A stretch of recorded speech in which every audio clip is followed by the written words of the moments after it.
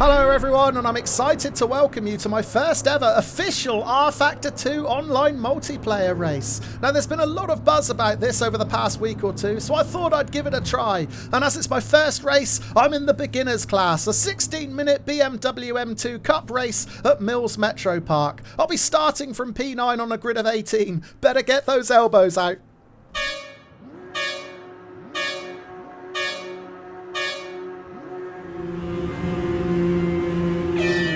Oh dear, not a good start at all. We got really bogged down as the lights went green there. I wasn't too sure how to start this car, and it's clearly not like that. So I'm going to move over and hold a tight line to try and discourage anyone from tucking it up the inside. It hasn't stopped Toby Shirley though. Shirley on the grass trying to force his way back onto the track, but I had nowhere to go. I was sandwiched between him and Enzo Chevillard. I think we might have lost Shirley there. We've certainly lost a couple of positions. Lars Monkenut got through, and now Valentin Bonnie is getting through as well, so we're down into 11th position. We'll have to go back and check out the replay of turn 1 shortly. It got really rough in there. I said that I'd need to get my elbows out, and it didn't take long for that to come true. So we've been a bit beaten up during the first half of this opening lap, but we're still out there fighting. That's the main thing. Speaking of fighting, there is a battle going on in front. Valentin Bonnie just tagged the rear of Lars Monkenut there. Monkenut was almost sideways going through that section. He did really well to hold on to it. Oh, it's such a tight track, this one. I'm struggling to see any obvious overtaking opportunities, so this is going to be one real battle over the next 15 minutes or so. And it's a new track for me too, this one, so I'm going to have to learn as I go and hopefully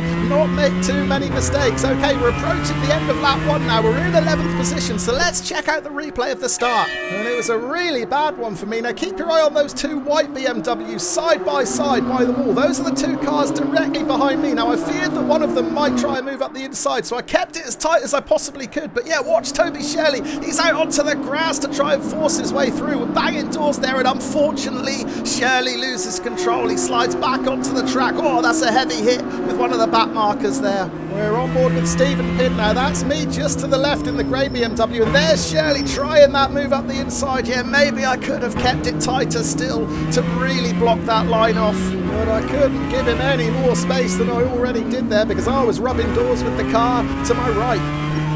So regrettable incident, that one. I'm sorry that Shirley's race was ruined early there, but we've got our own race to concentrate on now. We're starting lap 2, still in 11th position, but we're going to get the opportunity to get into the top 10 here because there is a car kicking up a cloud of dust. That is Enzo Chevillard. It was Chevillard who was to our right during that first corner instance. We've got past him. We're up into the top 10. Okay, we're going to jump forward a couple of laps now, returning to the live action halfway through lap 4, and you can see that I've begun to gap Chevillard. He's now 1 second behind, so I've got my eyes firmly focused on this battle in front. Bonnie and Monkenut still going at it. Both of them looking a little bit ragged. Bonnie was sideways coming out of that hairpin, while Monkenut was on the grass and kicking up a load of dust, but both of them got out there quicker than I did. Now I'm running the highest traction control possible for this race. I've set it to wet because I found it so slippery in practice. So I'm fully aware that that might cost me a few tenths on my lap times, but I thought it would give me a greater chance of finishing in one piece. Alright, we're 5 minutes into the race now and just starting lap 5. The tyres should be fully up to temperature, so hopefully there will be a little bit more grip out there. Maybe I can start pushing a little bit harder, and just like that we've closed right in on these two drivers in front. There's just 0.6 of a second separating all three of us now. We've also got a back marker to contend with coming out of the pits. Thankfully moves over to the left and allows all three of us to get through okay. Oh, I'm down 1 gear too many through that left-hander. I usually take it in third. This time I was in second, and that has denied me the opportunity to capitalise on Monkenut's mistake. Monkenut was out onto the gravel there. It's allowed Bonnie to get through. Unfortunately, we weren't able to follow him. And I really do think that I might have to rely on other drivers making mistakes to get these overtakes done, because I can't see a way through at the moment. Oh, and speaking of mistakes, I just light up the rears. I get a bit greedy on the gas coming out of the hairpin, and that has cost me nearly a second. And here's a replay of Bonnie's overtake on Monkenut. Monkenut just misses the apex there into that left-hander. He's got a lift at this point, otherwise he's out onto the gravel. Bonnie takes full advantage and he makes the pass to climb up into 8th place.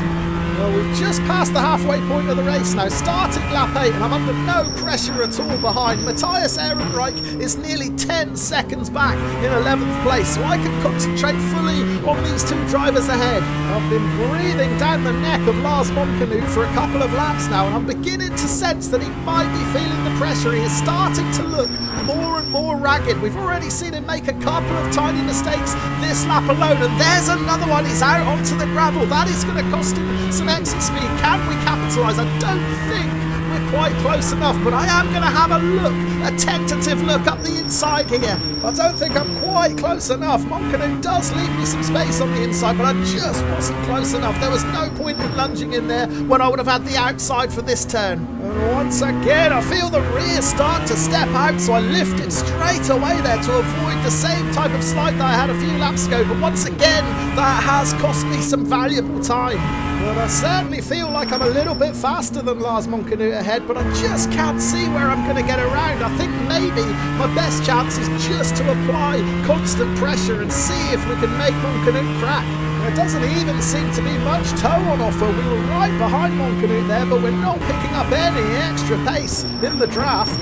Right, lap 9 then. Let's see what we can do. We can get as close as we possibly can to Monkenut in front. The gap just 0.3 of a second now. And in previous laps, we have seen Monkenut make mistakes in this upcoming left-hander, so I suspect this is where he's most vulnerable. Can we apply some pressure and force him into another mistake? Yes, we can. He's missed the apex. He's out onto the gravel once again, and now we have got a better drive. Right, a lap ago we went right. This time we're going to try going left. We're going to have the inside for this kink, so we're going to be too wide on the approach to this tight and twisty section. We're going to be on the outside for this right-hander, but if we can just hold our position, we're going to have the inside for this hairpin, and this could be where we make the pass stick. Monkenut's going to go out wide and try and carry more momentum around the outside, but he just can't do it, and we do make the overtake.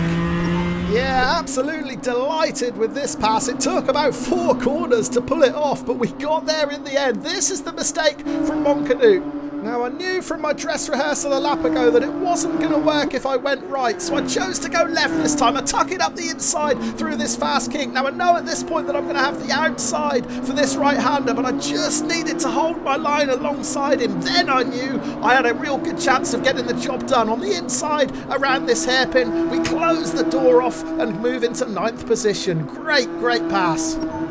Well, that tussle with Monkenut has come at a cost. It's allowed Valentin Boni to make a break for it. He is now 2 seconds clear in 8th place, but I don't need to worry about 8th place at the moment. I have still got Monkenut for company. He's just 0.2 of a second behind.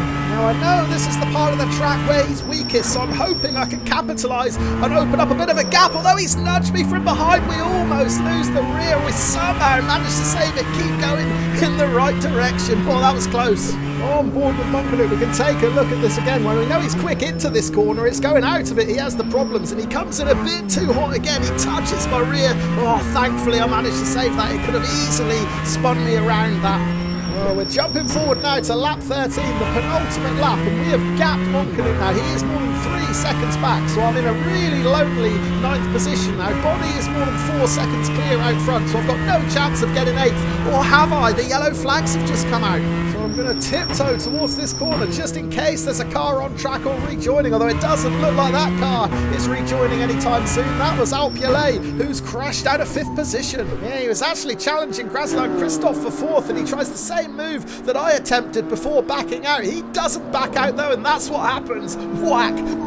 So yeah, bonus position late in the race. That promoted us up into 8th, and 8th is where we stayed. Certainly happy with that. My first time driving this car in rFactor 2. My first time ever racing this track. Let's check out the classified results then. And I'm keen to see how my lap times stack up against the other drivers on the grid. My fastest lap in the race was a 1:14.2, and it looks like I've finished exactly where I deserve to finish. I'm faster than the drivers behind me, but I need an extra couple of tenths to challenge the drivers in front. Now, I did run with the higher TC here, the wet weather TC, just so it kept me a bit more stable. I suspect that was the difference. Maybe if I'd got more used to the lower TC, I could have challenged and been a bit faster. So what about my first impressions of the new multiplayer on rFactor 2? Well, I am seriously impressed. Given that it's still in beta, I was expecting a hiccup or two, but the whole process ran flawlessly from registration through to the race and then right through to the results publication. Participation was absolutely phenomenal too. This was a Saturday afternoon race and there were more than 180 sign-ups, so multiple splits for this series. rFactor 2 has been crying out for an online multiplayer like this, so let's hope it goes from strength to strength. I, for one, will certainly be back for more. Thank you ever so much for watching.